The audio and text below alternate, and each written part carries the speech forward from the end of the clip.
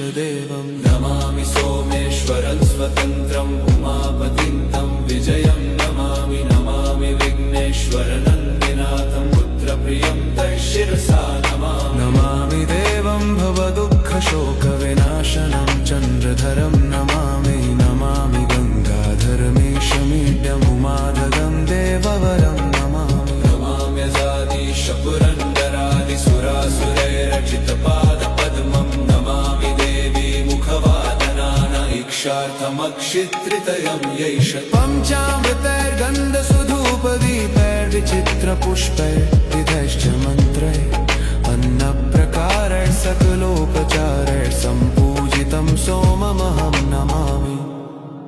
नमामि शम्भुं पुरुषं पुराण नमामि सर्णं गमपारवाम नमामि रुद्रं प्रभुमक्षयन्त नमामि शर्वं शिरसा